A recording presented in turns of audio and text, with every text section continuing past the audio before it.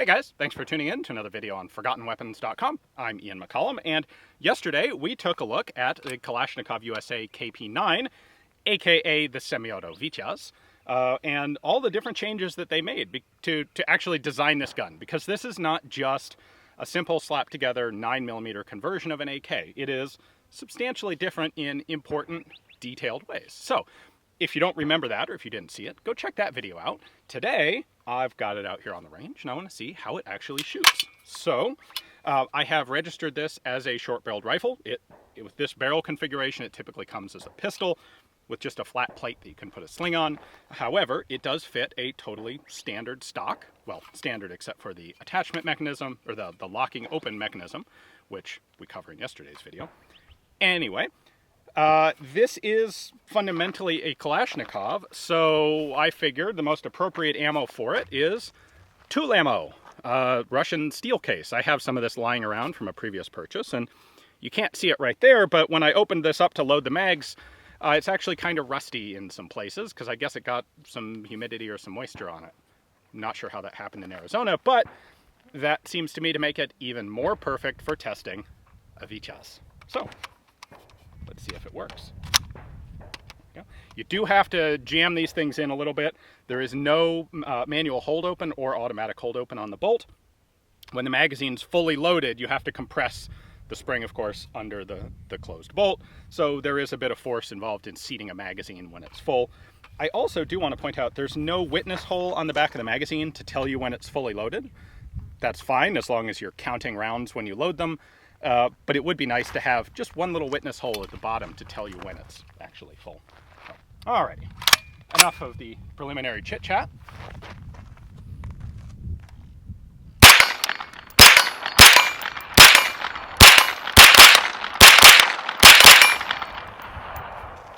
This thing's really nice.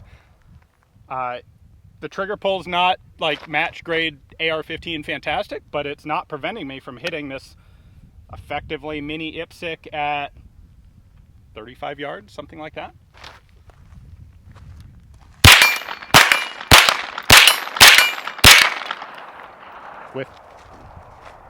With frankly kind of boring regularity. Boy. I mean, like, that's how you want a Kalashnikov to work, and this one does just that.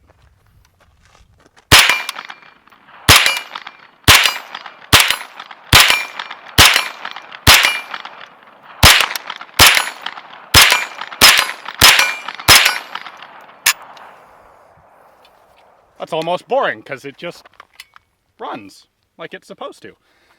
I don't have the facilities or the time available to do a seriously long-term durability test of this. However, not that long ago, Rob Ski posted on the AK Operators Union the conclusion of his 5,000 round endurance test of a Kalashnikov USA KP-9, and it basically came out of that with no discernible substantial wear, no serious malfunctions. Yeah, a little bit of discoloration on some of the contact parts, but basically it passed that test with flying colors. So I don't think we're going to see any issues here. Haven't yet, for sure, and this is still, yeah, you don't see any of it here. This is still my slightly rusty Tulammo. And if we'll fire that, it'll pretty much fire anything. Yeah, there we go. There we go.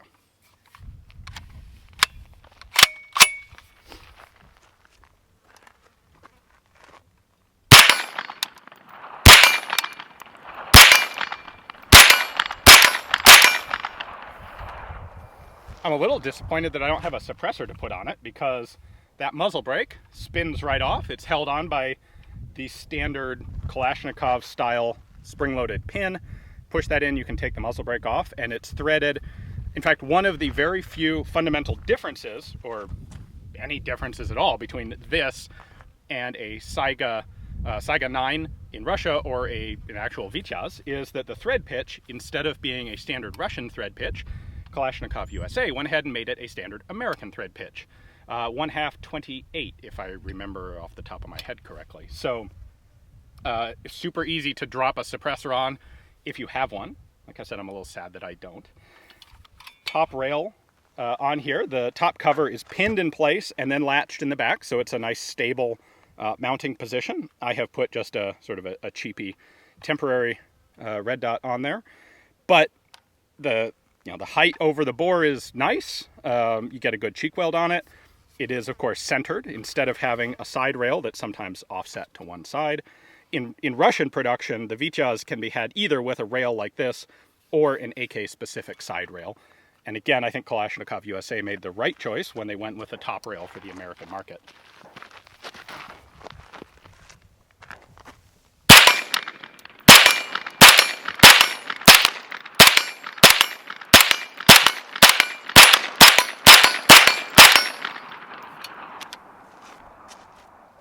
Seriously, that's just like verging on boring to shoot because it works so perfectly in a world of new production guns that so often have break-in periods and quibbles and issues.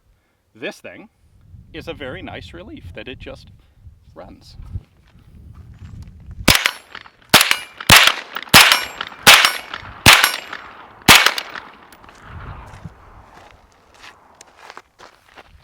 The recoil is a little bit snappy. This is just a simple blowback mechanism, but even at that, honestly, it's not as bad as I would have expected, especially given the small size of the platform and its relatively low weight. This really is just a beautiful gun to shoot. So a big thanks to Kalashnikov USA for providing this one for some video. And if this is what you're looking for, man, I wouldn't worry about getting one.